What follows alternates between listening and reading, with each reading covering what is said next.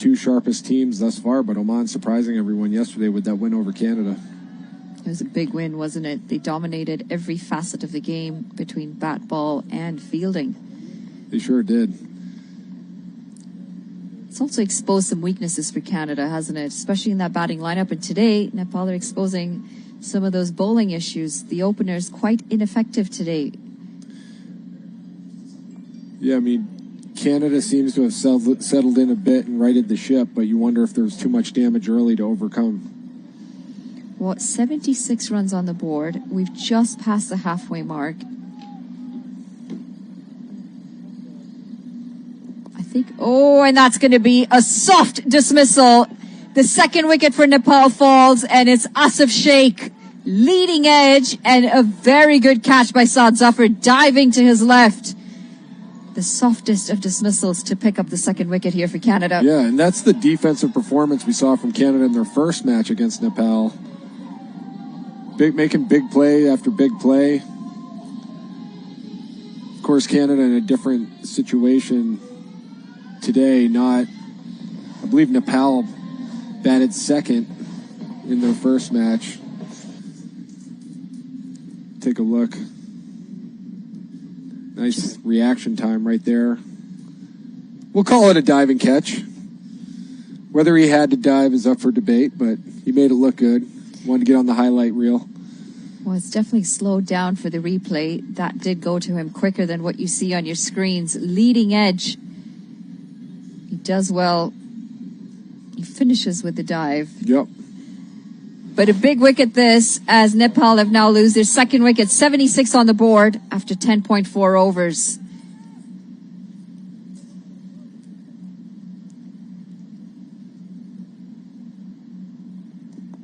Well, there's a bit of turn. And as Kushal Mallo's come out there, not the most convincing of fashions to play that ball first up for him.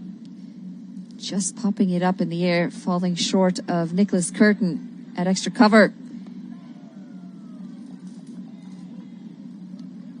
I think the bigger issue here is, yes, the Canadian bowlers have struggled to pick up more wickets early on. They're 2 down here, Nepal, and 2 new batters, which means there's a bit of rebuilding that'll have to happen. But when you've got 76 runs on the board, plenty of overs to come. We'll come back to this after the quick break. 11 overs gone, 77 for 2.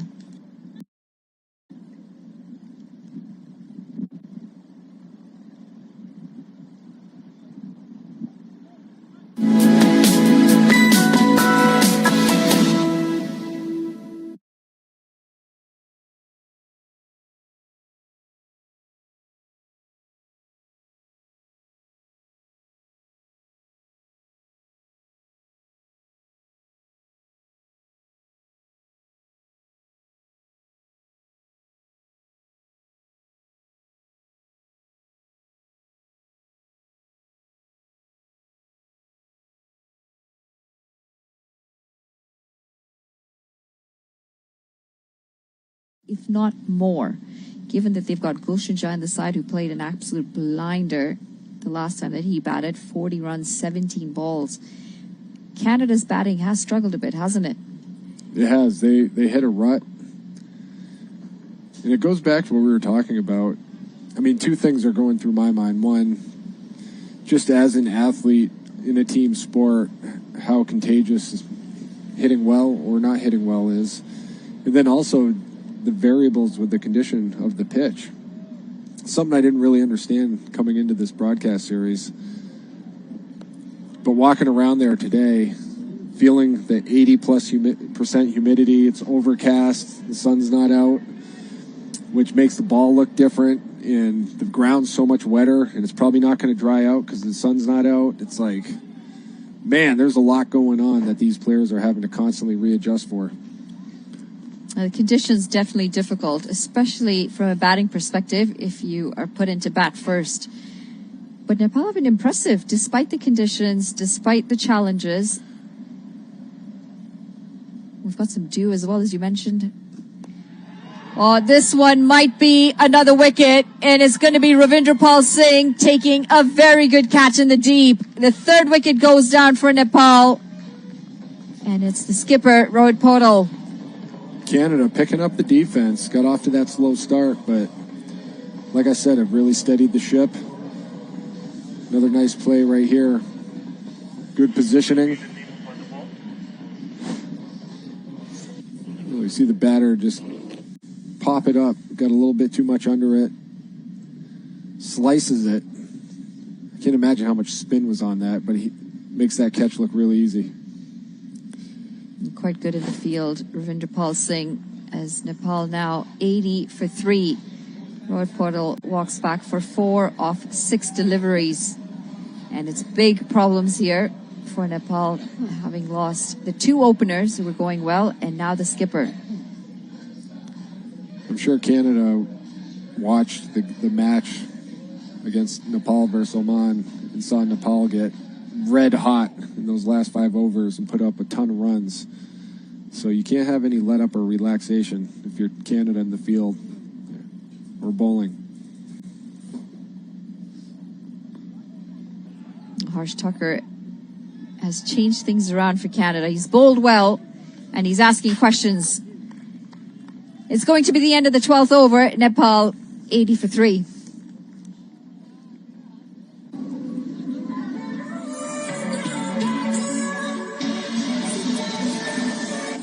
The all-new Nissan.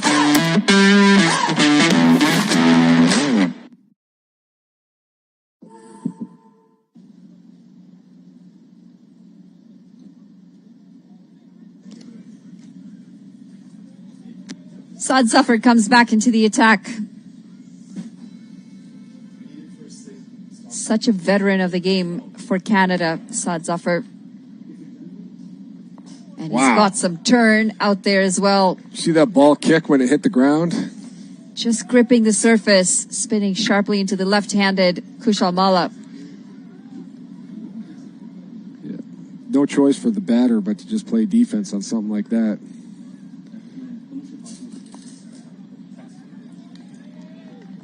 They've steadied the ship after some back-to-back breakthroughs here, Canada, giving themselves a bit of a fight back. Last thing you want as your batters is to come out and chase a big total. Well, that's popped up and just wide of Saad Zafar. Some nice bowling going on right here. There's a spin. And there's something in this pitch. The ball just seems to be getting that extra bounce, but also holding up a little bit because they've checked their shots a couple of times now. Yep. Lenny made the comment after the first 5 overs that Canada was in a huge hole, but... Well, gone for the big hit here.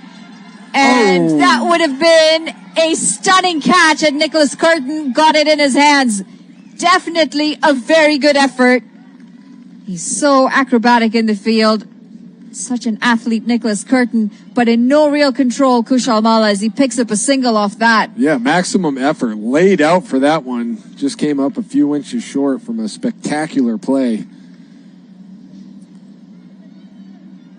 Bit questionable, that shot, at this time of the game. You know the ball's not coming on well. You know you're struggling. And then you decide to have an absolute hack at this. Yeah, I mean, maybe just saying, I got to take a shot here. We got to get something going, get some energy, get some momentum. Lucky you didn't get out there. Well, it was interesting because it was Dilpreet Bajwa running in. Yeah, you think that would be easier, right? Exactly. So I'm not really sure what sort of communication would have happened between the two there. We're going to end the over with a single. 13 overs gone. Nepal 81 for 3. Seva is giving back to the community and making sure that the community is taken care of. We do a lot of that at our temples, and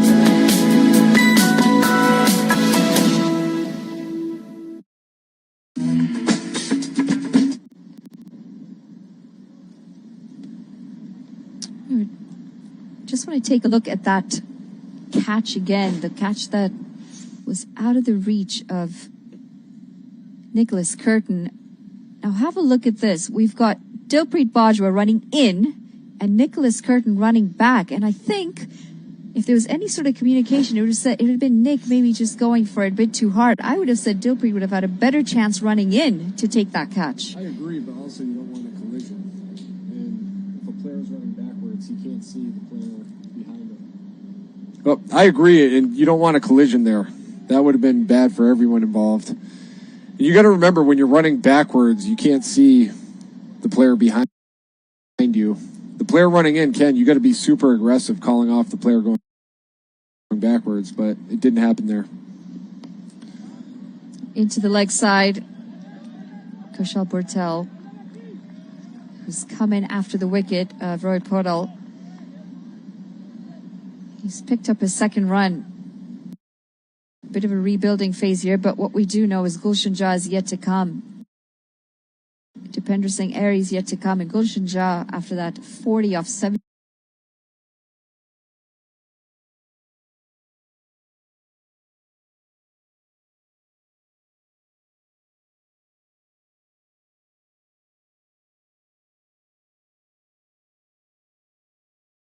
Get some energy, get some runs going. They're probably looking at the bowling lineup. Well, there's definitely something out there for the bowlers. That one, staying low. Yeah. Not easy conditions to bat on. In fact, you got to give credit to the two openers of Nepal who made it look as easy as they did.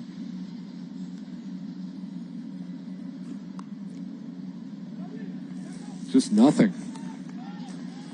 Great comeback from Canada here. Good fight. It's always great to see the game swing from side to side. The momentum just shifts here and there. Makes for an exciting contest. Going across the stumps, and this has gone high up in the air. That's going to be the fourth wicket as Nicholas Curtin gets comfortably under that catch. It's Kushal Malla, and the wheels are starting to come off here for Nepal as the approach is starting to fall apart. Yep, just not enough on that one. Routine catch, fielder in the proper position. And you said it, it's amazing how fast momentum changes in these T20 games. I was saying earlier, after the first 5 overs, Lenny saying, man, Canada's dug themselves a pretty big hole. They might have already lost the match, but they fought back. Things are under control for them. Well, 4 off 12 deliveries for Kushal Malla today. And it says a story, doesn't it? A lot of dot balls, going at just 33 of a strike rate, which is not conducive to T20 conditions, but it says a lot about the conditions out there and just how well Canada have turned things around. Yeah, and we'll see if those conditions uphold when they switch sides. And we see if Nepal's bowlers can take advantage as well. We'll have a better idea. Is it the conditions, or is it the bowlers actually doing the great job, or is it a combination? Well, we've asked for him to come up the order, and it is going to be Gulshan Jha walking in. This might be a good move from Nepal, knowing that he's in form and he strikes the ball well. 83 for 4 in Nepal with 1 delivery to come. And you're right, it's a combination of tough conditions, decent bowling, and some poor batting. Off the mark. His first delivery, as we see the end of the 14th over with that single. Nepal is going to be 84 for 4.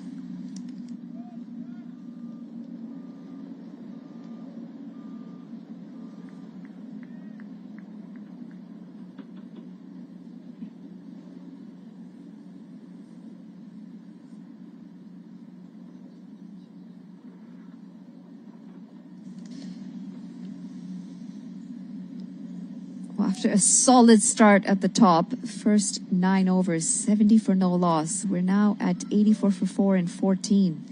They've lost 4 wickets in 14 runs, or 4 wickets in 30 balls for 14 runs.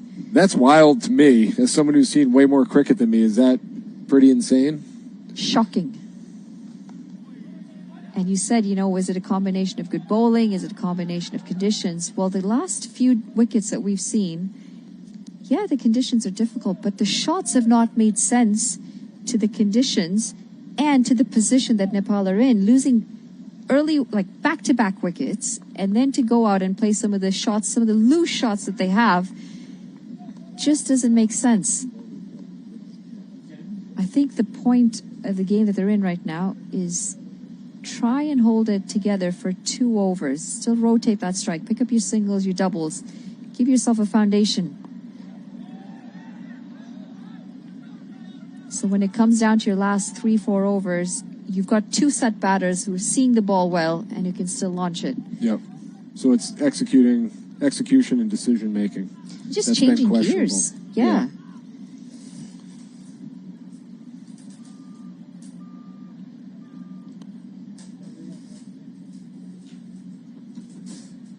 What goes for the reverse? Gulshan Jha, very handy batter. I like Orthodox the reverse. and orthodox and unorthodox. It looks difficult. I can assure you it's hours of practice. Yeah. But that's the beauty of the T20 game.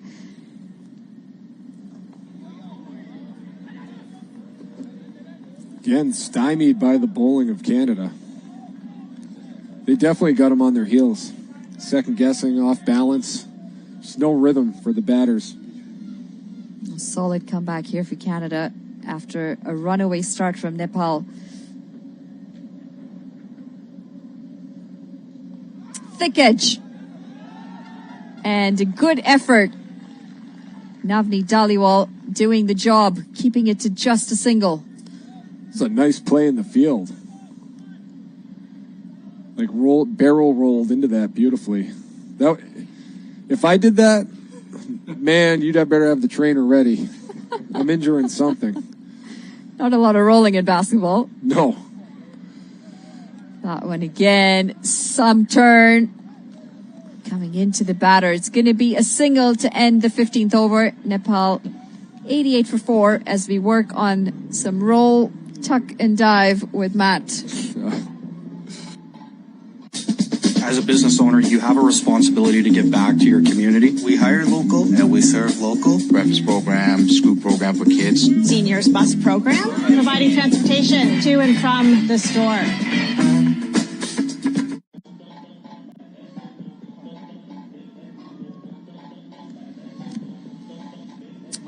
Well, it's all gone horribly wrong here, hasn't it, for Nepal after the most perfect of starts. Biggest power play of this No Frills T20 Cup. Unbroken partnership of 70 between Anil Shah and Asif Sheikh in his 50th T20I. And then the spinners have come on and just turned the game on its head. We said Sadbin Safar's 4 overs would be key. Parveen Kumar's have proved important, as have Harsh Thakur. There's a real sign of these wickets starting to tire and get more and more difficult to bat on. Remember, Nepal have gone with the extra spinner as well, with Lalit Rajbanshi coming into the team, and they have no shortage of spin options. So even if they can scrap up to 130, 140, that could be a very good score in these conditions. Andrew Leonard here to guide you through the last 5 alongside Vivek Jacob, who was very adamant in his prediction of a Canadian win before the start. As the inside edge is found. Is this game right hanging in the balance? How important are these final 5? To be honest with you, I'd still say Nepal have the edge because of that dominant power play. And I think, as you said, the conditions starting to get stickier and more tricky. I do think that's something that Canada's batters will also be wary of. And so the way Nepal went about that first power play. Yeah, it was good, wasn't it? It was really aggressive and positive. The problem is that, again, they've got Kushal Patel in this new role. He's batting in another new number, at number 5 for the first time today. Jazz had the most brilliant tour. He's actually been the hero, hasn't he, for Nepal. But if they don't get up to 130, God, maybe 120 could be defendable, but they need 130, 140, don't they? And it's also feeling what that power play did and then letting that slip. Is it going to be a case that when the pace comes back on the ball, even despite Kalim Sana's brilliance, that they're the overs that Nepal will have to target? No question about it, because you look at the job the spinners have done, they've been absolutely immense. Harsh Thakur obviously coming in and breaking that opening stand, which was much needed. And then Saad bin Zafar getting into the act, Parveen Kumar getting into the act.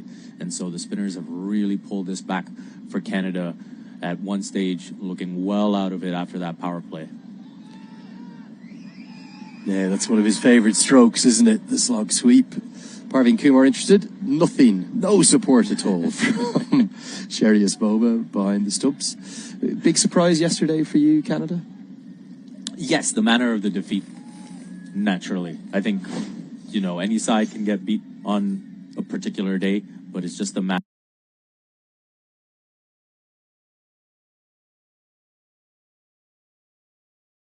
Yeah, it's definitely a case that as soon as the paces come off the ball, these wickets, and it's no surprise, we're into October, remember, at the very end of the season. End of the 16th, it's 94 for 4. The new A&W Ruffles Crunch Teen Burger. Let's go. Juicy grass-fed beef topped with Ruffles cheddar and sour cream chips. Let's go! Let's go! Try the new A&W Ruffles Crunch Teen Burger. Let's go.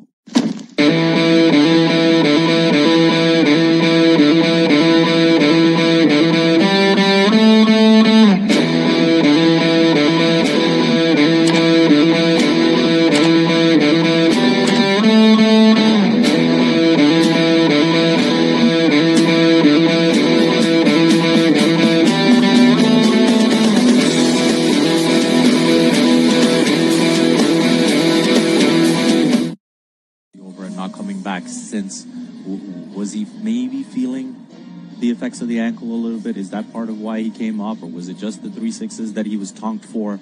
And so we'll see if he comes back into the attack.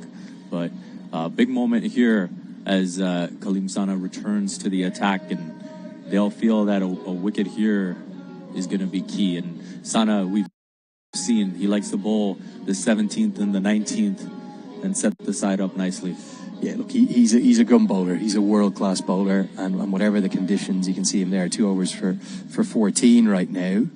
But Gulshan Jah, who is going to be the key man, it's kind of almost the most informed batter for Nepal versus the most informed bowler for Canada, particularly in the T20s. I know Dylan Hailiger's been brilliant in the ODIs. So 4 overs remaining. Here we go. Now, half a mix-up, and the throw wouldn't have mattered if it was a direct hit. Awful lot happening for a dot ball. If they get a run of ball from here, is that enough for Nepal? That would get them up to only 118. I think conditions-wise, I would say you'd expect a tight game. I think with Nepal's bowling, as you said, getting the extra spinner in the side, that can pose problems. And, of course, Canada opting to have Aaron Johnson out of the side. So we'll see how the new opening pair, likely Dilpreet Bajwa pairing up with Navneet Dhaliwal at the top, goes. Hit down towards us. We could be in the game. Oh, just to my left. I thought I was in for a catch here in the commentary box. Instead, it's into the DJ booth. Well held in there, sir. It's Gulshan Jah again. Maximum. Brilliant. And this is what we talked about. The matchup, key matchup here. And you look at that in the slot, and Gulshan Jah wasting no time getting after it and sending it straight down, long on, and the DJ worried for a moment, and that's probably why we didn't hear any music for a little bit. And when I say well held, sir, I mean well ducked out of the way, duck and cover. Oh dear. I think his equipment remained unstruck, because I think it's actually hit his chair, isn't it? It's kind of, I don't know if we can get that replay once more, just of the ball going into the DJ booth, but this is, it's basic. I think it's missed everything. Have a look at this here. Oh, that's not the one we want. We'll come to it in a moment. Was a good comeback from Sana, though.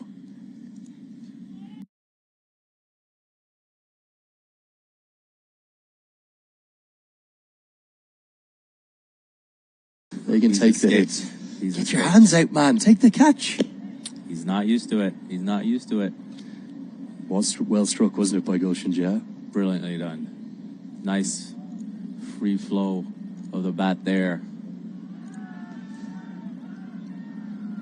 100 has come up. We missed that in the 17th. Jah gets a bit of width and it's too wide. You look at the kind of, I know we're still early in the series, just the 4th game, but you look at the top performers. Leading run scorer, Anil Shah, Shoaib Khan, Asif Sheikh, 77, 75, 65. Aqib Ilyas, top of the wicket takers charts, and then Lamachani and San in second. So they're all good performances, 5, 4, and 4 wickets. Harsh Thakker's been exceptional with his economy rate. But the best batter in the whole tournament, they're striking at a strike rate of 137. That's Anil Shah, with the exception of one man. Look at those numbers for Gulshan Jah. Striking at 195. Exceptional. Brilliant. And we saw that devastation against Oman. You see it on show again here. As again, his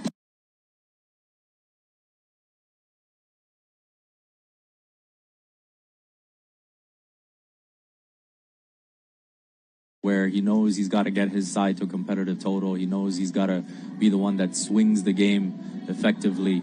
And when you look back on the way Nepal was able to put up that big score, as we see the fans enjoying the show, and Nepal always ready with the crowd support, ready to cheer on their team. The hundreds come up. They'll be hoping with just over 3 overs to go that they can get closer to that 130, 140 mark.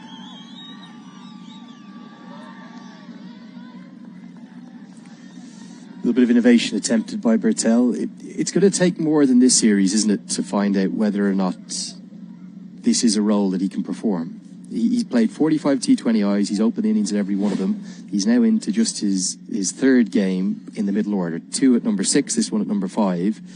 It's completely different, isn't it? No question about it. But at the same time, he'll be saying more often than not he's going up against the Pacers at the back end of the innings. You don't have to worry about as much movement.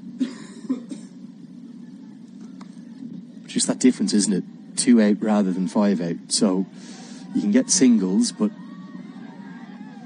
Jad does get home here, rightly sent back by Bertel. We'll come back to that. 17 bowled, 103 for 4.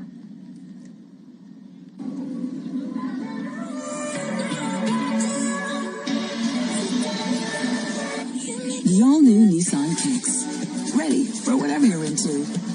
Dig your kicks.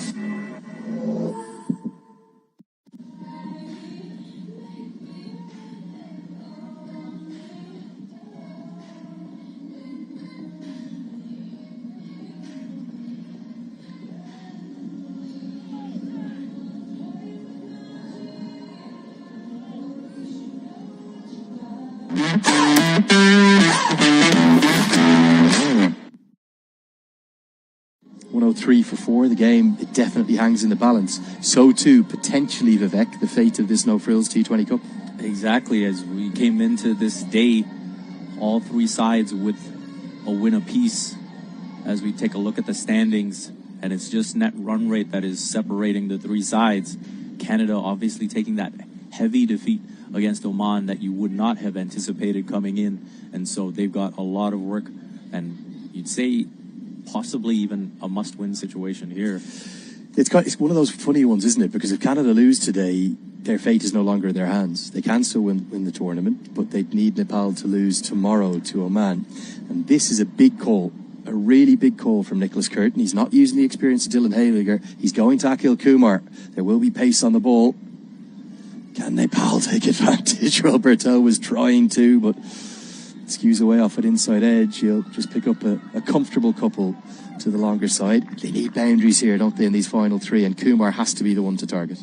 No question about it. And you look at Kumar when he replaced Hayliger, came in with the bit of that skiddy bounce, and he did seem to rush the batters, the Nepal batters, for the first time in the innings. The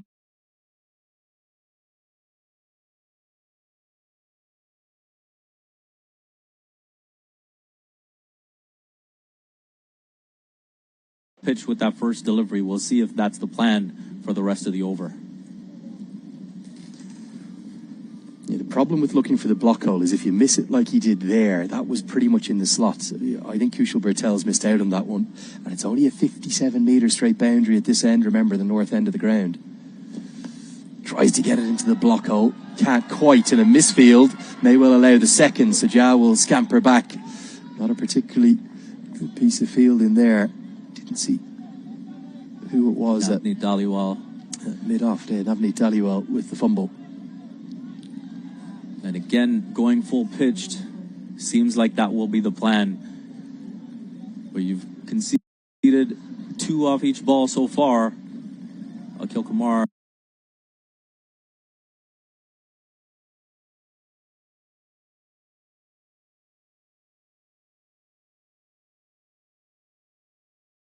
Determined to hit to the leg side, didn't open up and try and hit over the off. As a consequence, he was coming right across the ball. And not for the first time in the series. It's going to be another batter caught out for an unlucky 13. And looks like we've got Gurpal Sidhu coming into the field to do some work there. take a nice, easy catch. We look at that. The element of surprise maybe with the short ball after a couple of full deliveries and rushing with the bit of that skid for Akhil Kumar. And an easy catch for Sidhu. Bertel, the latest to fall. It is now 107 for 5.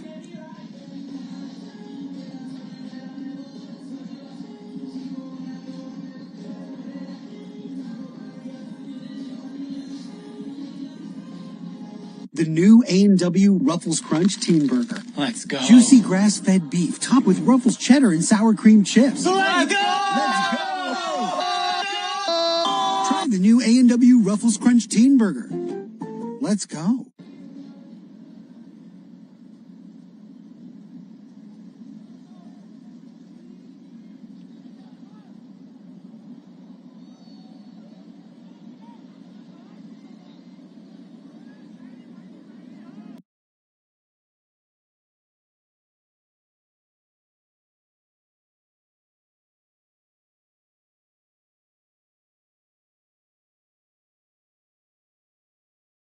Anything like a comfortable total, and now that is really poor. There is no way that Sad Bin Safar was going to be able to run out to Pendra Singh. He's about the quickest in the world game, and he's just been tempted into that throw, concedes an overthrow. Crucial second run. And all these little mistakes can add up. You look at this potentially looking like a very tight match. Nepal in a decent spot still because of that opening power play, but Canada pulled back nicely. Just to show how difficult this surface is when it's banged in.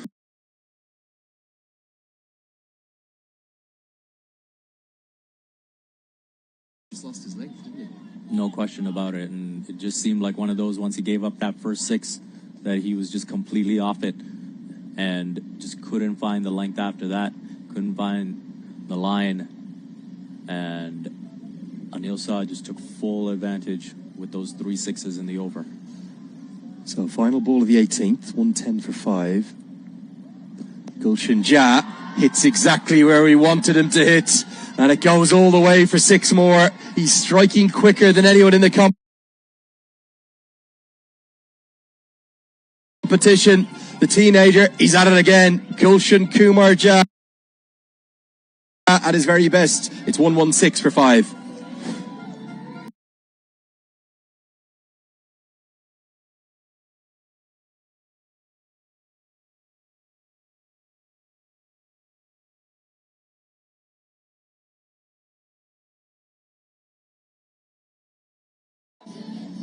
And Gulshan Shah will be saying, let's get that ball back so I can knock it out again.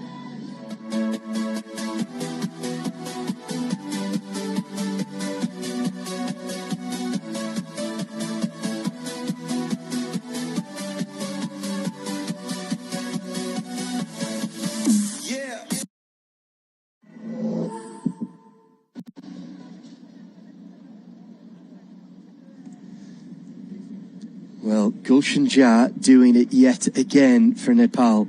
He really has been exceptional on this tour. It's been a tricky tour, hasn't it, at points for the men from Nepal, but the youngster has stood tall in every single game. Another maximum down the ground with bat ball and in the field.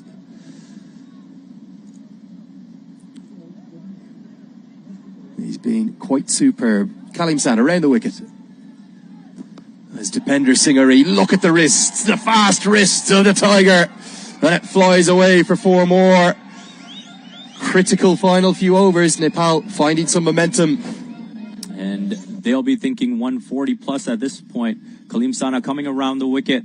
Looked like a slower delivery out of the hand there. And just brilliant work from Ari to find the fence, going to the offside.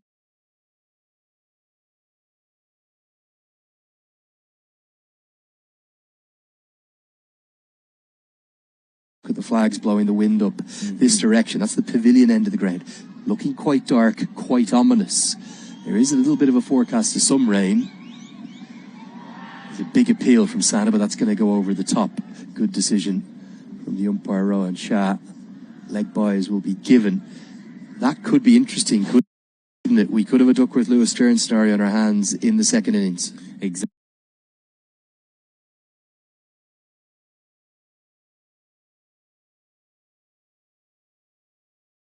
That becomes a factor. And one thing that is an interesting factor for me watching Sana bowl, he was going around the wicket. You wondered when he hurt his knee in his initial spell and made that initial switch to around the wicket, if he was worried about that.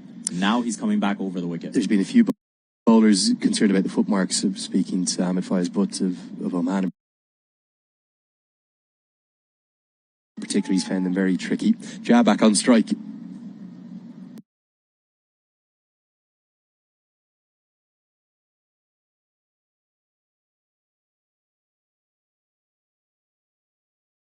Dipender Singh Airi, the quick thinking of Nepal, does it again, and it's another free run. Canada just rattled here.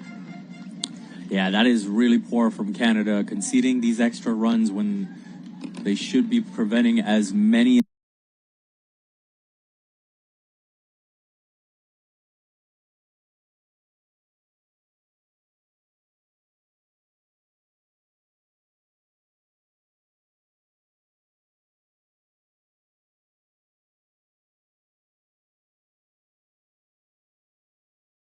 That's two of the quick hands as he slashes this one away. He's going to jog back for two. Others there, they would have, particularly after running three, barely be able to catch their breath. After play the other day, they waited 163 days for a victory.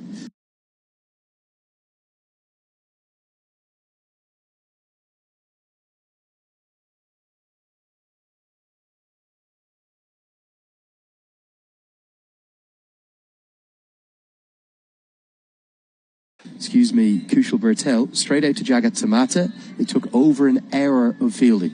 They were exhausted at the end, and then at 7 o'clock, straight to the gym. Just phenomenal work ethic from Nepal. Absolute sight to behold.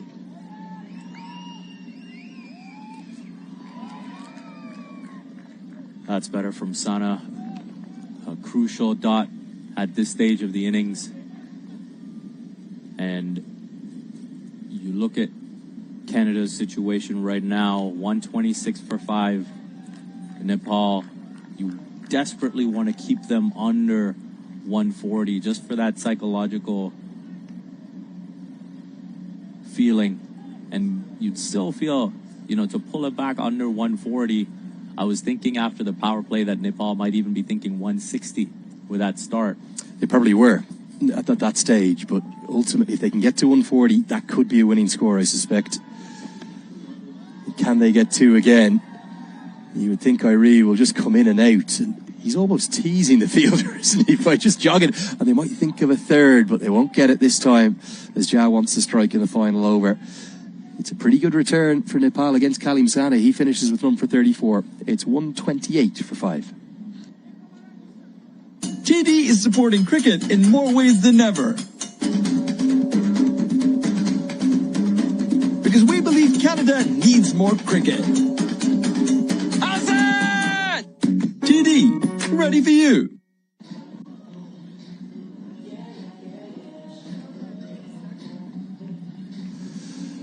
So 1 over remains. Get a quick look at the bowling figures.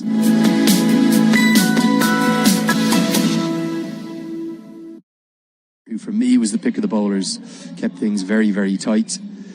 And Dylan Hayligger, who's had his problems today, 1 over for 19. He clutches the ball off Akhil Kumar, and he says, I'll take the responsibility in the final over. And that's what you want to see. Hayligger at this point, a senior player on the side. You know the value he's brought during the ODIs, and then unfortunately picking up the ankle injury. He'll want to make a mark. He'll want to get back to the form that he has shown during this home stretch for Canada. And we'll see if he can bounce back from that dreadful first over where he's picked off for 19. Well, they'd probably be happy with 12. They're not going to be greedy and want more than that. Can they get to 140? 1 over remains. Jha helps that into the offside. It'll only be a single this time, but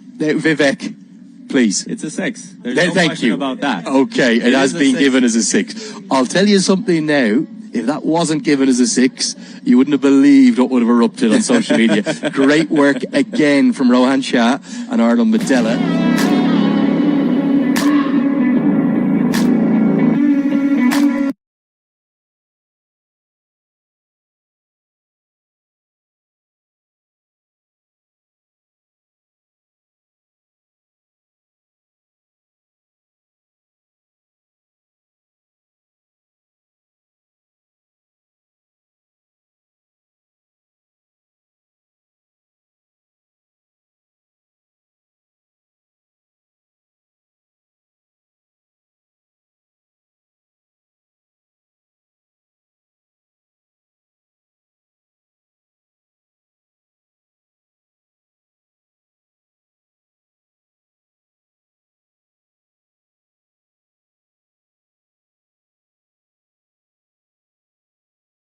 Saad Zafar, his economy rate, obviously, he's got that record that he now shares, 4 overs, 4 maidens in a T20 game. So we know what he's capable of in terms of keeping things quiet. 4 overs, 1 for 13, tremendous. Just have a quick look at the match summary. There is the state of play. It's going to be 140 that Canada will need to win. And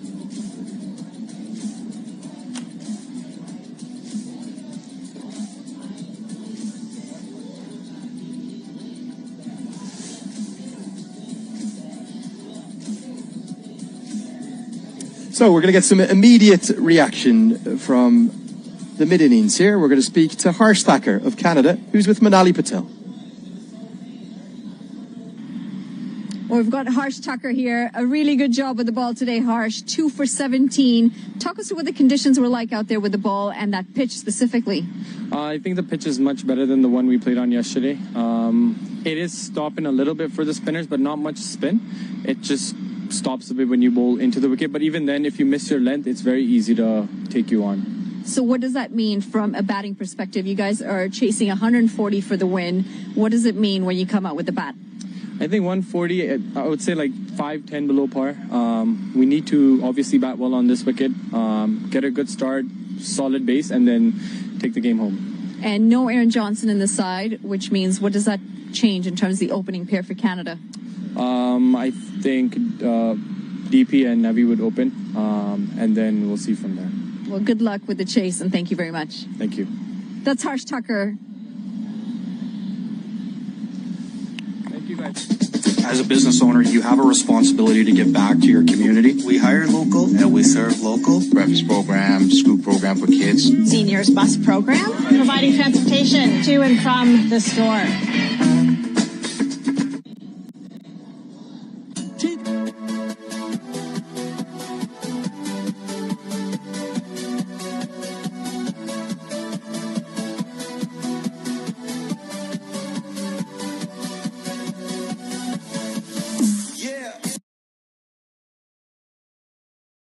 Community. We hire local and we serve local. Breakfast program, school program for kids. Seniors bus program, providing transportation to and from the store.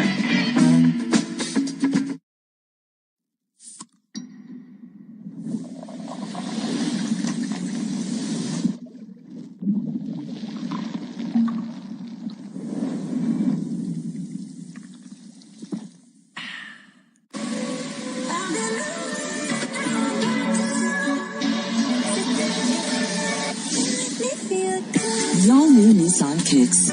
Ready for whatever you're into. Get your kicks. Eva is giving back to the community and making sure that the community is taken care of. We do a lot of that at our temples and in the Punjabi community, and that's how I see this.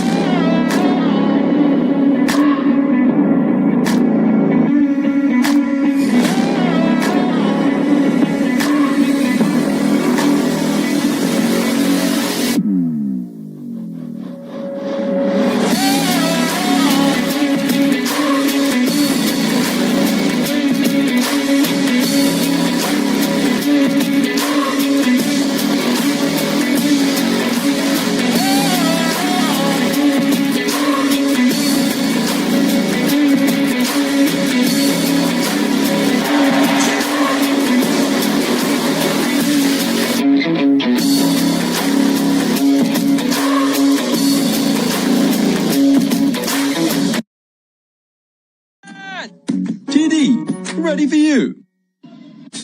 As a business owner, you have a responsibility to give back to your community. We hire local and we serve local. Breakfast program, school program for kids. Seniors bus program.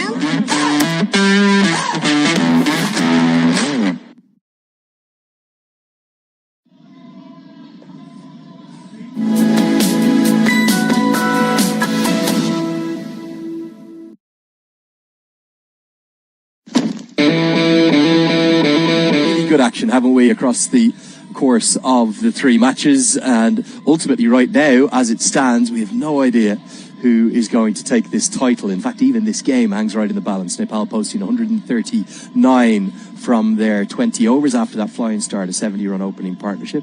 Andrew Leonard here with you as always, and great to have Vivek Jacob alongside me. Vivek, I want to talk, I suppose, a little bit about multiple things, not just this game, but also, I suppose, the growth of cricket in both countries. Canada returning to ODI status after what's been a long time. Also, a first ever T20 World Cup appearance, although they had to fight hard to get there, didn't they, through that qualifier in Bermuda. And a lot of this success, you've got to say, a huge amount of work being done by Cricket Canada, the Boundary North team, who are involved with the commercial aspect, but also that GT20, which is that GT20. I think there's been maybe 6 editions or 6 years of it. It's been going for 6 years, since 2018. We've had 4 editions. Obviously, the COVID pandemic wiped out a few. But how important has that been to help grow the game here in Canada? It's been huge, and I think overall, when you look at it, it's the word that stands out to me is just professionalism and just professionalizing the sport. You look at players in this Canada squad now having full-time contracts where they can focus on the game and not have to worry about, do I have to juggle a second job? Things of that nature make such a huge difference. And then you look at the opportunities that these players get now. Play in a GT20, go play in other leagues and earn money and just focus on cricket all the time. Is one of the challenges, I suppose, it's very much a pop-up stadium they put in place. It's quite impressive, isn't it, the way they kind of, it's almost a Coliseum feel to it there. Yes. In Brampton. The Toronto Nationals champions this year, Junaid Siddiqui, player of the series, George Munsey, one of the Associates' best leading run scorer. But I suppose, is there moves now towards, not just in Brampton, but across the country, trying to get more and more permanent facilities? I think that would be the long-term goal, where ideally you can have each franchise have their home base. Ideally, you can get to a situation where you can play night matches. Obviously, you've got a situation where right now you've got to play matches during the day because you don't have the floodlights. You want to encourage fans to come in. If you're playing on a weekday and you're playing midday, it's tough to get the fans in. And so I think those are the long-term goals that you want to aspire to. It certainly is big news as well back in Nepal. The inaugural Nepal Premier League is going to start this year. That's going to be the 30th of November, the Festival of the Himalayas. Got to guide you through some of these team names because they're only literally being announced as we speak. 8 teams that are spreading right the way from the far west of the country. Sudhir Prashim, who is going to have, of course, Dipendra Singh Airi is their marquee player, across to Karnali, Pokhara, Lumbini, Chitwan, Kathmandu, Janakpur and Biratnagar. Now listen to these team names. They're only just coming out. The fans are loving them. The Biratnagar Kings, like that. Chitwan Rhinos, of course, they've got that incredible national park there that has not just rhinos but tigers as well. The Janakpur Bolts, the Karnali Yaks, got to be the first franchise team named after a yak. The Kathmandu Gurkhas, embodying that amazing history of the Gurkhas across Nepal. The Lumbini Lions, the Pokhara Avengers, and even now the final team was also named the Sudhir Prashim Royals. So that's going to be great to see. 8 teams, November 30th through to December 21st. Would you suspect there's a couple of Canadian players looking at that going, God, I might get drafted in that? Yeah, why not? And again, it's about having these opportunities to go and play different conditions. You mentioned, with Canada, obviously now we're coming up to the winter, so you've got to find your opportunities to play as much as you can and stay active and stay busy. It's just not the same to have to train indoors. Who would it be if you kind of maybe had to pick 1 or 2 that might kind of be of attraction to some of those Nepal Premier League franchise teams? Would it be Kalim Sana that would stand out? Who else? Kalim Sana, I think, would be fantastic. I think, when you look at the T20 format, all-rounders are all obviously of great appeal. So you look at Asad Bin Zafar, you look at a Harsh Thakur, I think there'd be a lot of appeal there. Maybe Dylan Hayliger with that little bit of extra pace, hits a big ball. Kind of good all-round option. No question about it. And then up at the top, Aaron Johnson, when he's in form, he might be the best in the associate game. Exactly. Surprised to see him left out today? Well, he's been struggling with his form, and maybe there's some things he needs to work on, and sometimes, you know, you get that kick up the behind and you sharpen up, and all of a sudden you come back in the next match. We know Aaron Johnson has a lot of fire to him, so wouldn't be surprised, you know, the next time he gets an opportunity, he comes back with a point to prove. Yeah, just going to quickly see if we can bring you the cards and guide you through what's happening in this game. We're at the halfway stage, not just of today's match, but also just past the halfway stage of the tournament. It was a flying start, wasn't it? 70-run opening partnership for Anil Shah and Asif Sheikh in his 50th T20I. They played with great intent. What went wrong for Nepal after that? Well, I think it was just the manner in which the spinners came into the game and just hit the right spots. And you look at, you mentioned Saad bin Zafar being outstanding today, and again, he was just consistent with his line, consistent with his length, and just teased the batters to do something different. And that's when you get caught up in that T20 format of always having to make something happen, and you get a couple of wickets, Harstalker providing the initial breakthrough, and then you were able to skid through the new batters. It's not easy for the new batters coming in, and so I think if you're Canada, when you look at that, you say, okay, if you can get a start on this pitch, you've got to make it count. First six are going to be critical, aren't they? There's the bowling figures. Really good effort from Saad bin Zafar and Harsh Thakur in particular, and wickets for Hayligger, who was expensive but actually fought back pretty well in his second over. Akhil Kumar and Parveen Kumar as well, who seems to have been a real find, a real asset for Canada. What about the points table? How do you see, is it must win for Canada today? Effectively, I think it is. I think when you look at the situation for Nepal to go up against Oman, you look at Canada's net run rate, there's just so much for them to catch up on because of that heavy defeat. You would not, even if Oman were to pull off the upset, you would not have expected it to be as lopsided as it was yesterday. And so I think that's the issue that Canada is fighting against today, beyond just getting a result in their favor. Well, look, it's been so great to have you with us. We know how much you've been enjoying the action, not just back in Nepal, but across North America on Willow TV. And indeed, we received messages from you all around the world.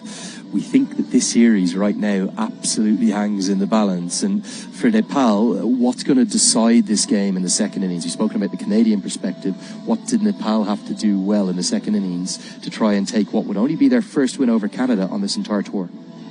I think the power play is going to be essential. I think if you can put Canada on the back foot, they've yet to have a good start in the power play in this series. And so if you can create that doubt, because again, they're coming in with a new opening pair. Aaron Johnson is out, so likely we'll see Dilpreet Bajwa up at the top alongside Navneet Dhaliwal. And so if you can create that bit of panic and get an early breakthrough, I think that can set the tone, and Canada will have in the back of their mind just how much they conceded in that power play. Where do you see Ravindrapal Singh batting in the team coming into the side? Middle order? Absolutely. I think they'll be looking at him for some late blows and almost in that Goshen Jha role.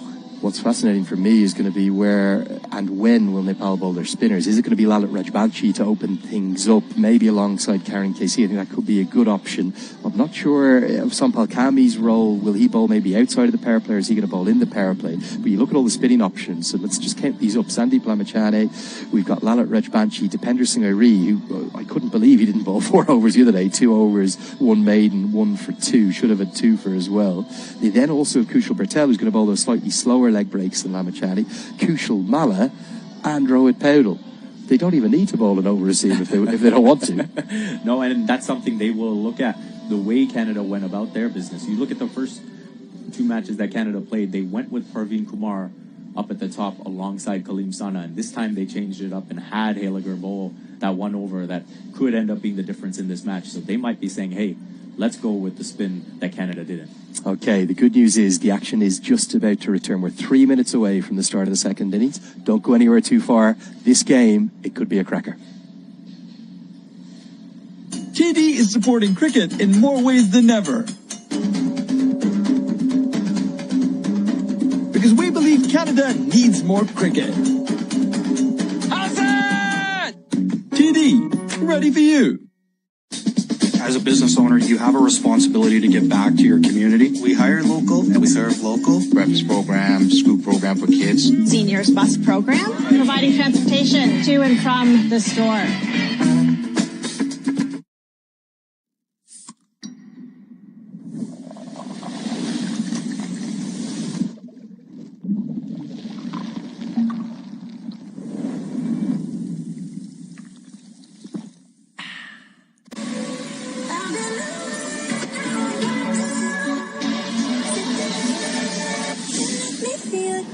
The all-new Nissan Kicks. Ready for whatever you're into. Get your kicks. Seva is giving back to the community and making sure that the community is taken care of. We do a lot of that at our temples and in the Punjabi community, and that's how I see the store. So it's a no-frills thing to do. The new A&W Ruffles Crunch Teen Burger. Let's go. Juicy grass-fed beef topped with Ruffles cheddar and sour cream chips. Let's go! Let's go! Try the new A&W Ruffles Crunch Teen Burger. Let's go.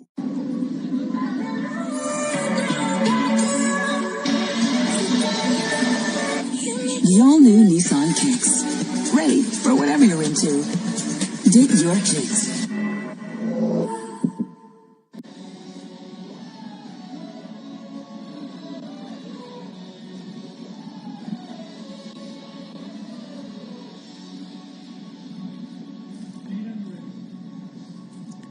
Well, we're all set for this second innings. We've had a highly entertaining first one, and after a low-scoring thriller between these two sides in the first clash between them, where Canada somehow defended 123, Nepal will have to do something reasonably similar. They're going to have to defend their total of 139, but we're playing on a surface that we think is wearing and going to get more and more difficult. Welcome along for the coverage for the second innings. Andrew Leonard here. I've still got Vivek Jacob alongside me. You were right, Vivek. It's going to be Dilpreet Bajwa to open up with Navneet Dhaliwal. Is that the pairing you expected, Jeff? Yeah, no question. I think we saw a bit of Dilpreet Bajwa opening the batting in Canada's tour of the Netherlands when Navneet Dhaliwal was unavailable due to injury. And so no surprise to see Bajwa up at the top. And he's someone that is so clean in his ball striking, won't see much movement, but he's just got such great hand-eye coordination, and he's able to get on top of the ball quite easy. And it's going to be Karen Casey to open the bowling here from the pavilion end. One slip in place.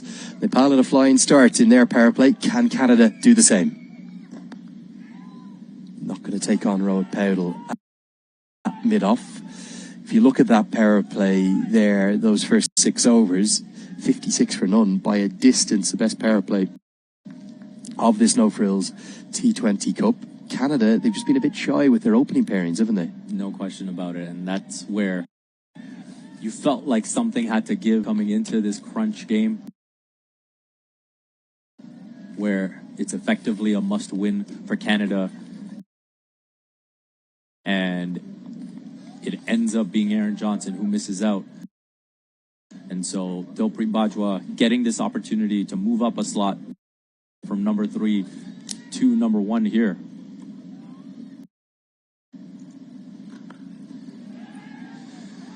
Yeah, the other factor is going to be the fielding. We saw Nepal outstanding in the field in their 2 games thus far. I actually thought Oman were exceptional yesterday, which is something that historically they haven't had a huge amount of, as Rohan Shah tells Dilpreet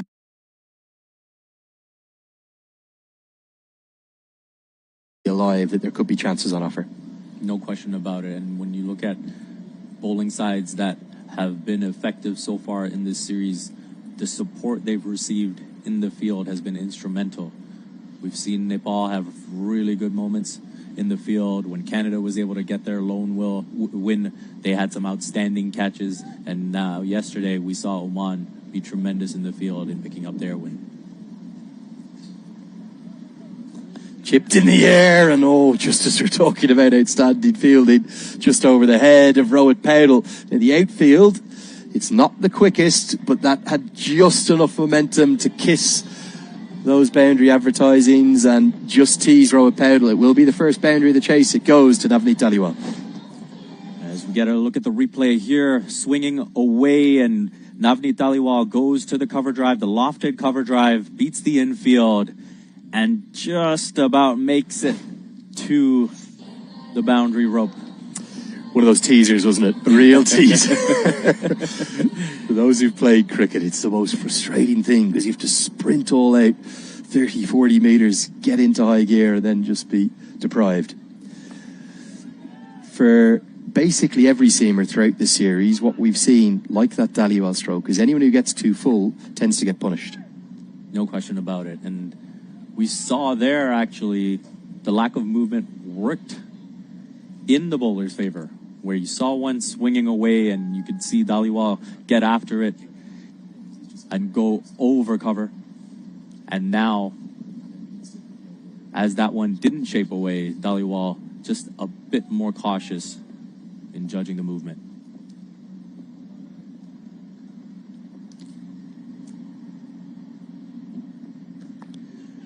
Nice length, and Dipender Singh Airi can't affect the one-handed pickup. I think they would have got home anyway.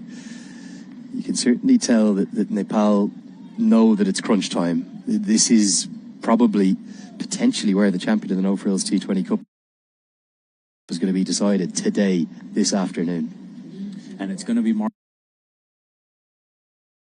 margins. It's going to be little margins. We talked about the need for Nepal to be great in the field. It's also going to be crucial for Canada to be great with their running in between the wickets. And we've seen a couple of quick singles taken in this over. And that's going to be crucial because you can't allow the dot balls to pile up in this format.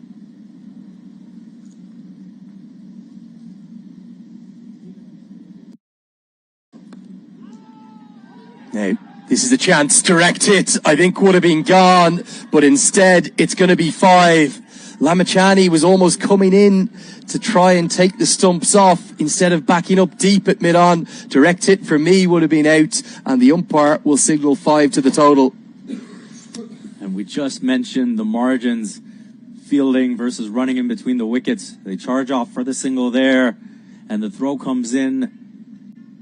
Boy, that would have been tight, and he would have just been home. Really well done, but the bounce you can see catching Sandeep Lamachani off guard. Canada 11 for no loss after the first over. The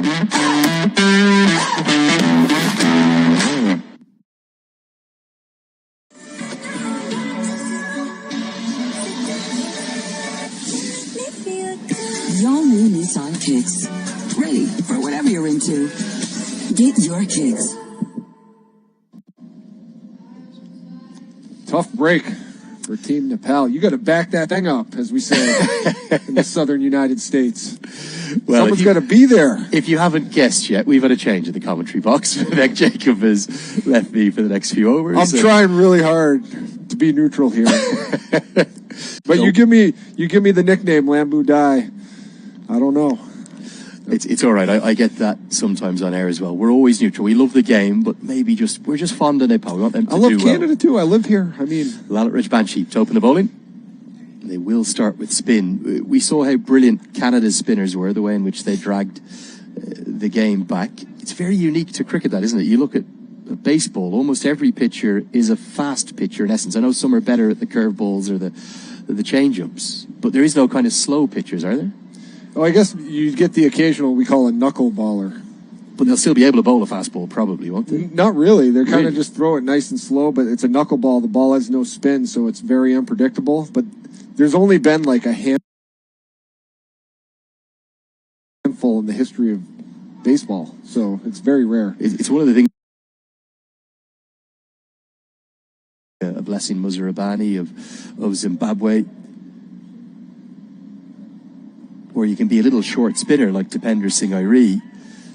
Whatever shape, whatever size, whatever gender, whatever creed, it's a sport for all, and it's one of the things that makes it really special. That's a great point. It is really inclusive no matter what genetic lottery or not lottery you hit. I used to play in my glasses, which again, in contact sports, you just can't do. I hated contact lenses. Daniel Vittori, one of the best bowlers of all time. Mitchell Santner of New Zealand too.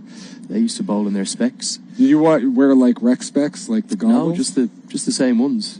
I've seen some of them. Vivian Kingma is one of the real rarities in the game. He opens the bowling for the Netherlands. He's a fast bowler who bowls in glasses. He does get the, I guess, the strap round the back. It's an arm ball just coming in from Rajbanshi. But yeah, you can literally, it's probably one of the few very top level sports. Golf you can, of course, as well. But you can actually get out there and play in your spectacles. Yeah, I'd say this is more active than golf, though. Definitely more. Yeah. And you can also play really late into your life. You'll see people in club cricket play into their 50s, 60s, even quite recently. We saw someone recognised up in Scotland during the Scotland-Australia series still keeping wicket at the age of 82. I love it. How good's that? Yeah, that's amazing. I mean, man, I hope I can still shoot a basketball when I'm 82. Well, I did see a little video of you. I think it was at the Raptors Media Day. Oh, yeah. Somebody asked you might have only been the one shot, was it? That's right. We were shooting a little promo for the broadcast. I did notice it was nothing but that was one take. Was it one take? Of course it was one take. Come on. Once a shooter, always a shooter. End of the second over. It's 14 for none.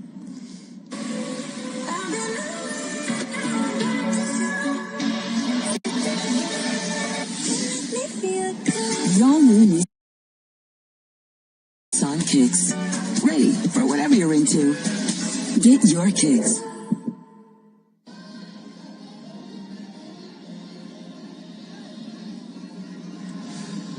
So honours even after the first 2 overs of this chase. They need 7 runs required per over. Exactly. That's what they've got. They need to stay at that pace. Shaping up for another barn burner. The first time these two teams met came down to the wire. Classic ending. I think we're going to have a very similar. Lots of twists and turns. The big thing, though, for Nepal that they don't want to do, they don't want to let Canada...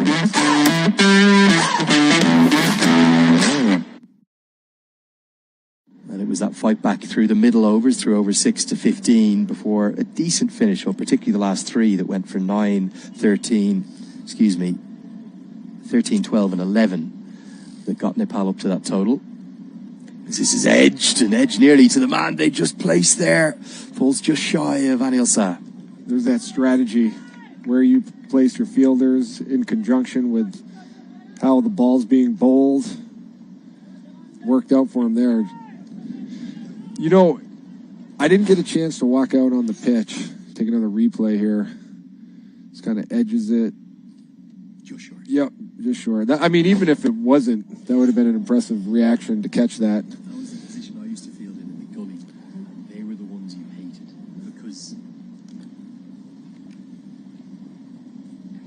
that was actually the position, Matt, that I used to field in gully. I was a gully specialist, and it's the most frustrating ones, those ones that fall just short, because you see the edge. Some gully fielders watch the bat, others watch the ball. It's an interesting contrast, because obviously if you're going to get an edge at gully because you're at that angle, the ball has to come off the bat. Yep. So some gully fielders actually watch the bat. I used to watch the ball myself. Everyone's different. But the ones that just died short, the reason you hated it was twofold. One, you didn't get the catch, and usually it would sting the very tips of your fingers. Oh, I bet. Particularly with the new ball, which is what Casey has in his hand now. Those are coming in hot. Again, the gully position, and brilliant snag from Anil Shah. Outstanding. Probably a couple of runs saved. Look at the reaction time. I bet he's good at ping pong. Goodness gracious.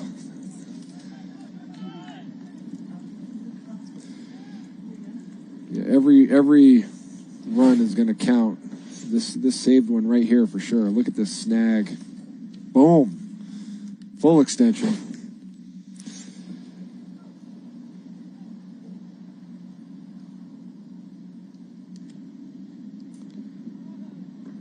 Good hard lengths these from Casey. Yeah, so the reason that gully fielder's gone in is he's trying to bang away, not full enough so that the batters can hit down the ground, but that it's short enough and outside the off stump that really the natural shape of where the ball will go is there. Yeah, the Nepal gully defenders holding it down these last few balls.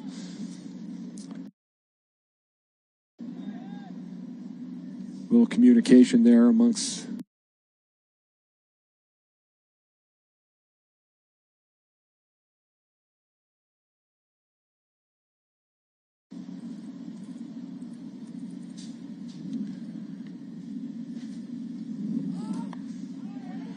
we talked about how wet the pitch was to start this match. You got to think at this point that ball's absorbed a lot of that moisture. It is weighing more than normal, right? Not this early. So obviously you'll take a new ball for the second innings as well. Oh, so, okay. Yeah, so Gotcha. it's always a new ball for both innings. I thought it was one ball the entire match. That would be a huge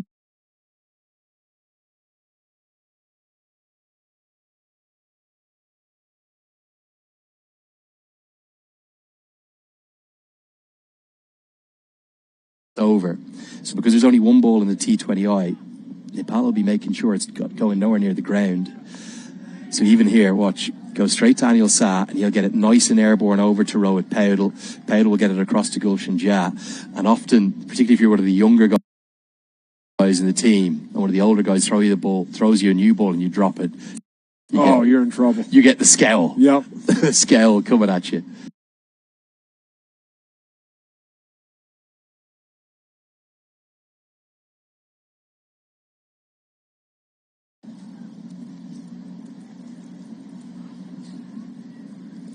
Good tight start this for Nepal. Boundaries not coming as Karen KC has bowled well, an exceptional over. Only 2 runs have come from it. Canada behind the rate now. It's 16 for none after 3.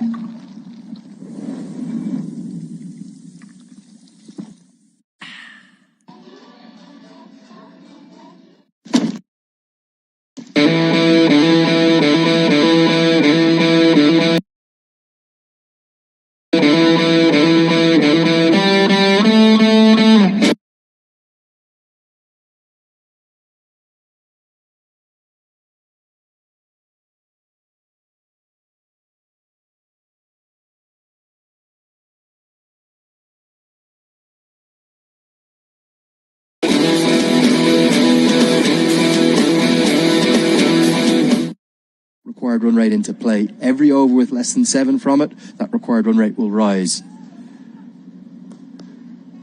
And Rajbanshi, definitely a tactical change, hasn't it been? Bringing in the extra spin option. He's replaced Rijan Dakal today.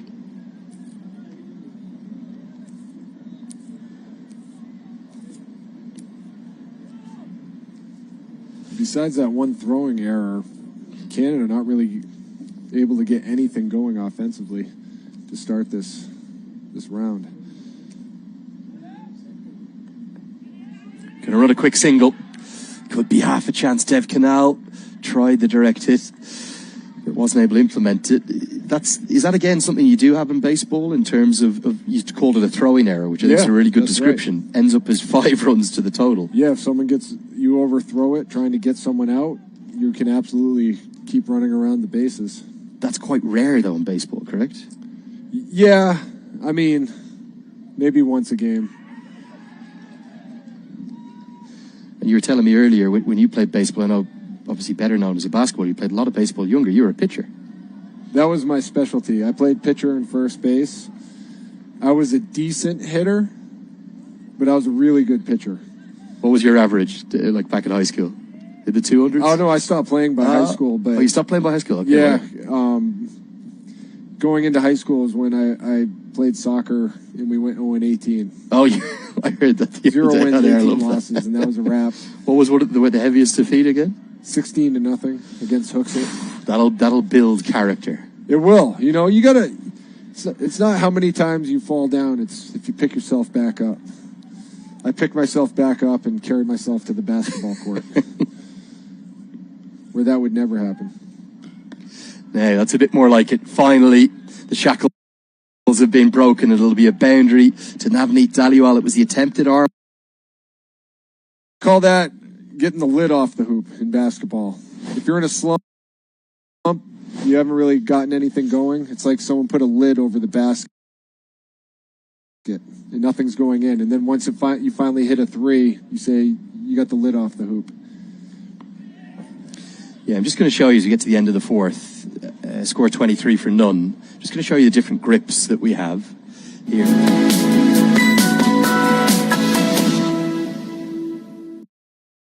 Alongside, you hopefully can see him. Sorry, you are so tall, Matt. The Lambu Dai, there he is. So this is the ball. Firstly, how does that compare to a baseball for you? Harder or softer?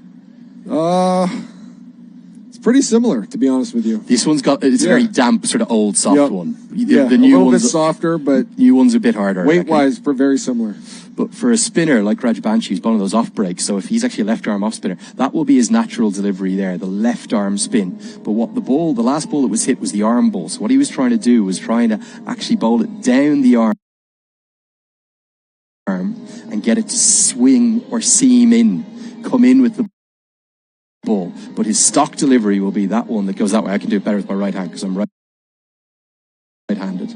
So that's coming that way. But then his arm ball, he's going to get the finger in behind it, run off that finger like that. And that's just two of the deliveries that one bowler bowls. Yeah, and you're playing with the seams, gives it movement in the air as well as when it hits the ground. Yeah, and that's them for the seamers, like we saw with Karnali KC, and we'll see from Sampal Kami in a moment. That's kind of your stock delivery. But again,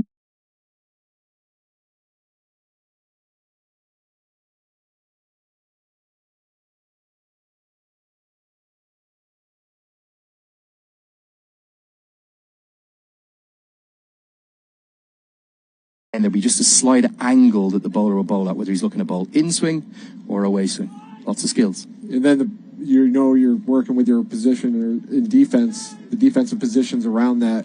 That's right? exactly Try it. to influence where the batter's going to hit it. Are we going to see some wickets for Nepal here? We'll see. I mean, as long as they can keep Canada in check, just keep doing what you're Feels like doing. the game's on a knife edge, doesn't it? Exactly. Sampal Kami into the attack. Now, he's persisting with this slightly strange around the wicket tactic. Something that's clearly been worked on in training, but that's not the line because it's into the pads of Bajwa. It's essentially a free hit because if he misses it, he cannot be out LBW because it's kind of pitch outside leg. Not a good delivery and a boundary to start for Bajwa. Yeah, I mean, you need ultimate focus in a match this tight, especially in this format.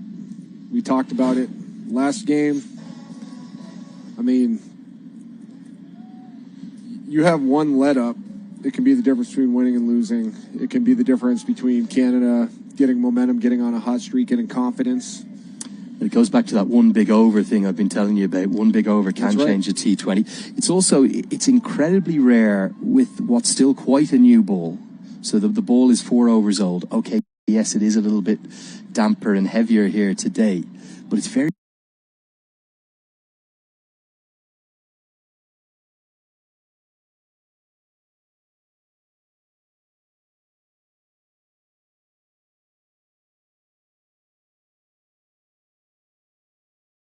turns into a free hit. So some strange tactics from Kami, but he's decided to rectify it after one ball.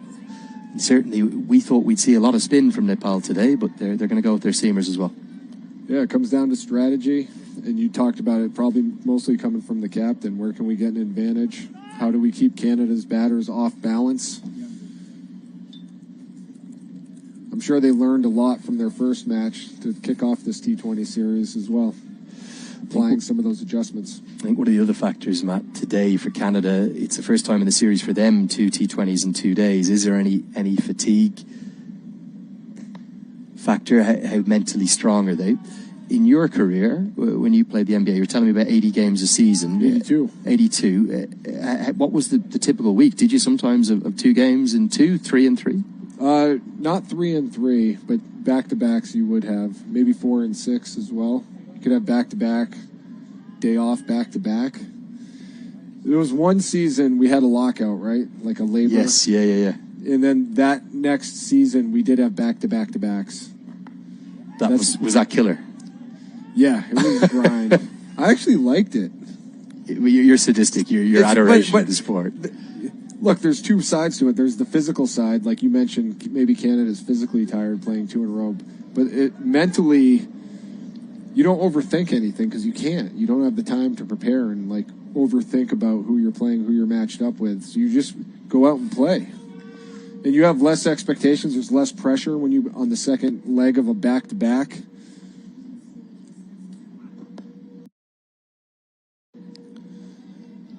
People aren't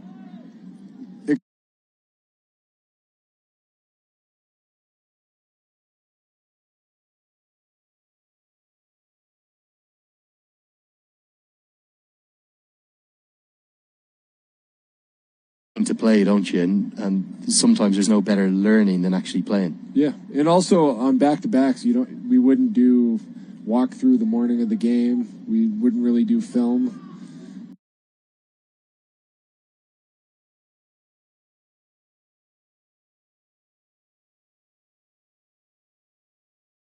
Well, after conceding that boundary from the first ball, it's 29 for done.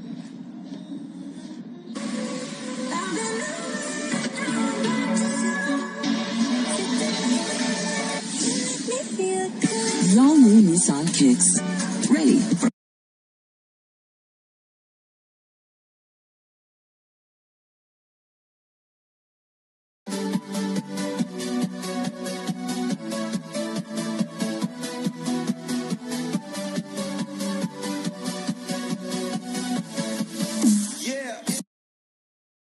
It's way different than this type of situation where you're in one place for a long period of time and you really just kind of get used to it, adjust. In the NBA, you're kind of in and out. All So if you had would it be a series of games? Let's say you're playing Golden State in a few matches. In the playoffs, it's a series, but in the regular season, no. Regular season, no. It's just one game. So when you, let's say, okay, talk about heading to Miami for a game, you're going to play the Heat. Ideally, you get in the day before.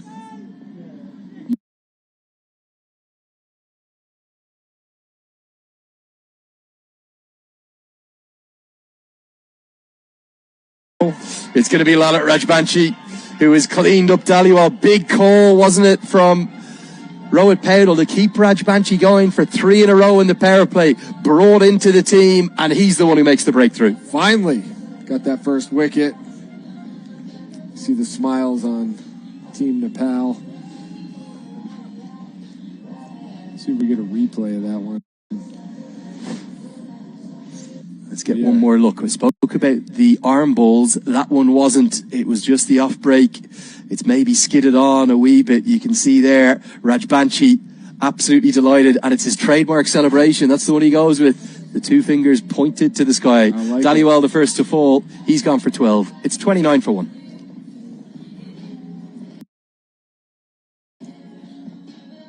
Seva is giving back to the community and making sure that the community is taken care of. We do a lot of that at our temples and in the Punjabi community, and that's how I see.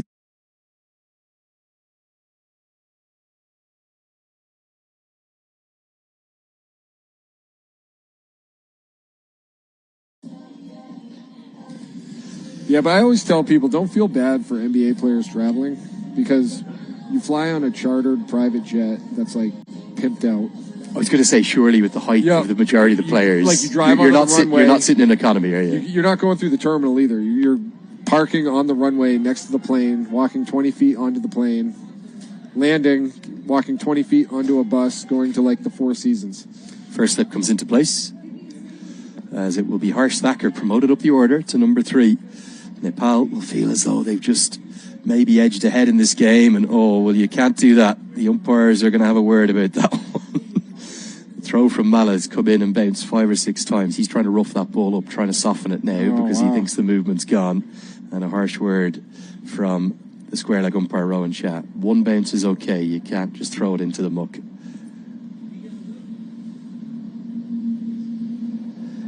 How many would travel on that charter jet? Because like I know the playing roster, what would be 10 or 12 on a game day? The NBA's changed a lot in that regard. It used to be 12 to 15 players, 4 or 5 coaches, trainer, assistant trainer.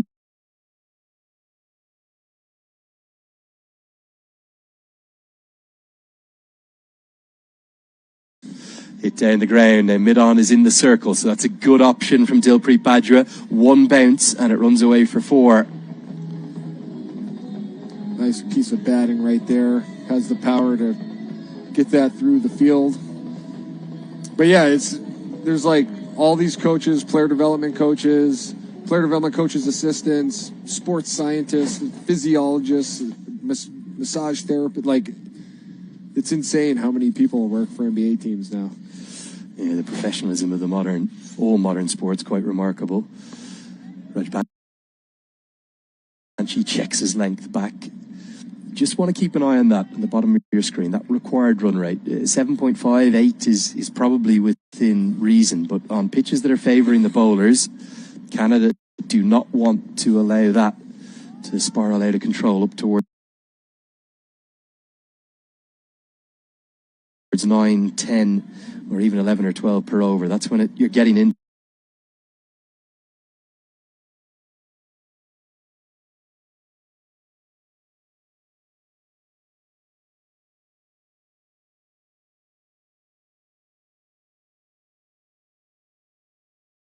Top ball to close out. The wicket taking over. Ooh. As the does get back.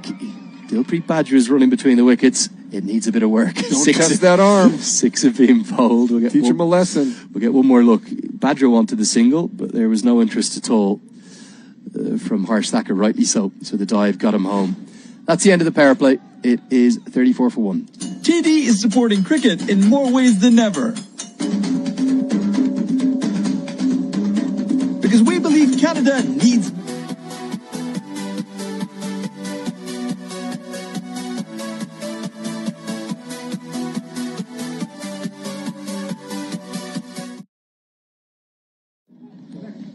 Well, 30 for 1, 6 overs gone. End of the power play here.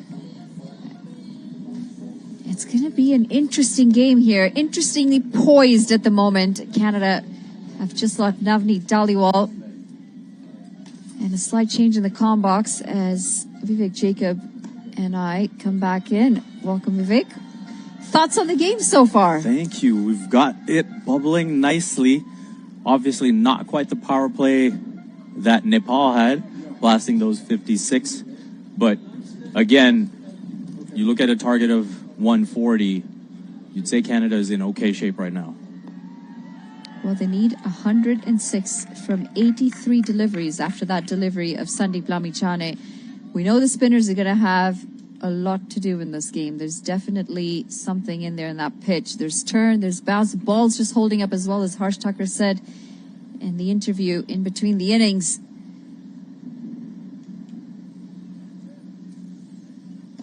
It goes straight down the ground, and this is going to be 4 runs. 1 bounce into the sight screen. Harsh Thakur taking on Sandeep Lamichhane in good style. And you need that aggression. It's good to see Harsh Thakur here at number 3.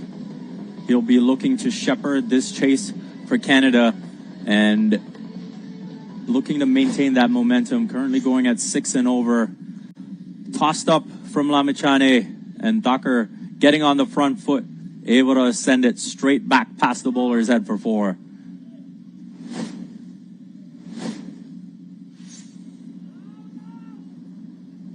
Pulled away this time. A little too short from Sandeep Lamichhane. Oh, and the fielder does well. Slipping, going down. Just getting a hand to that as it was running away to the boundary. Well, you mentioned it, Vivek. Not as good of a power play for Canada as it was for Nepal. And it looks like the opening combination is still struggling. Navneet Dhaliwal today also falling early. Yeah, that's something that's been a bit of a sore spot for Canada. Obviously making the change today and moving Aaron Johnson out of the side. Dilpreet Badger up at the top with Navneet Dhaliwal. But overall, as a team, they will say 1 down in the power play. Not too bad. It's been better than the way their power plays have gone.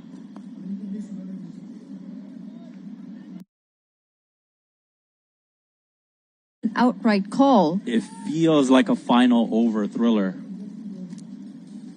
that we've got on our hands here. And as I navigate some tricky conditions, It's going to be the end of 7 overs. Canada 41 for 1.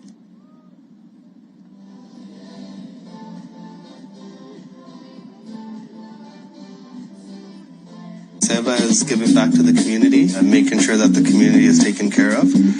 We do a lot of that at our temples and in the Punjabi community, and that's how I see the store. So it's the no-frills thing to do.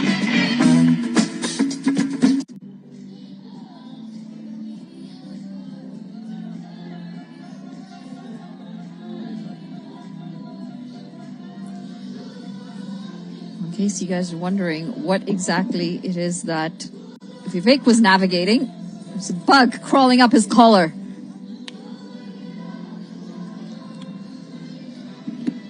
You never know at a cricket field, right? What you're being attacked with. No. Bit of a googly. I appreciate your help in helping me navigate that. Didn't even know it was on me. You know, Vivek. Didn't even know it was on me until. Team player, I hate bugs. You saw a ghost for a minute. That summarizes just how much I hate bugs. Well, it's definitely not bug.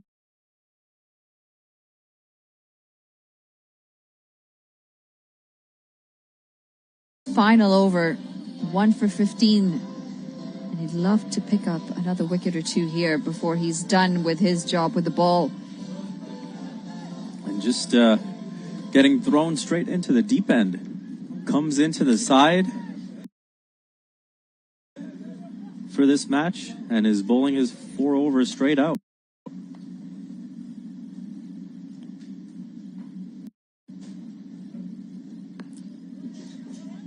I think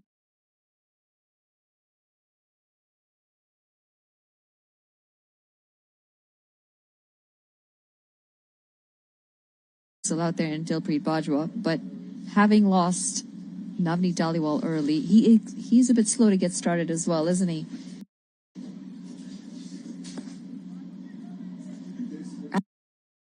At the moment, that rate is hovering about 7.5 runs and over. What Canada don't want is to see it get close to that 9-10 mark.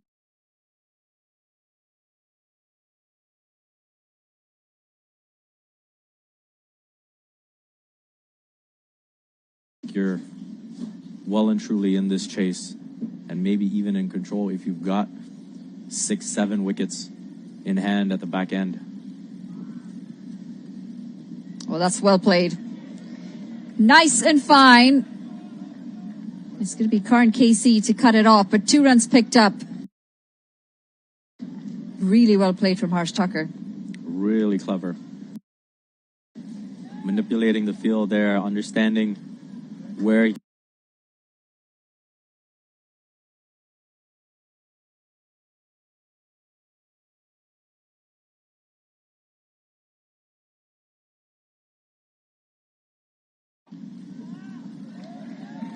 little frustration from Harsh Tucker as he wanted to guide that past the bowler. that was short enough. Got to get at least a run or 2 there. Definitely plenty of reason.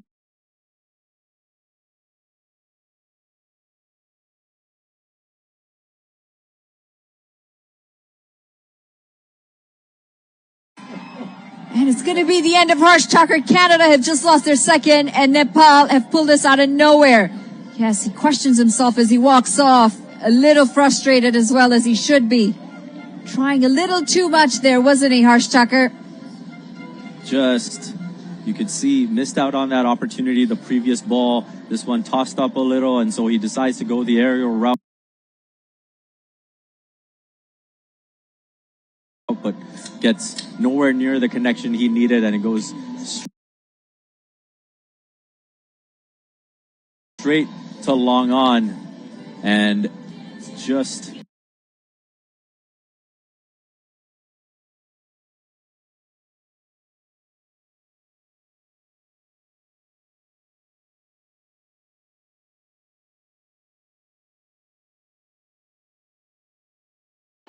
Big wicket this of Harsh Tucker, and they've got 2 big batters back in the hutch, just looking to go down the ground. And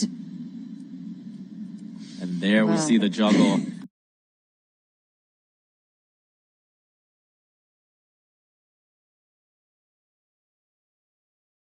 With that manner of dismissal. I think he's saying to Sam, come on, why did you not drop that? You juggled it a couple of times. All you had to do was let go of it.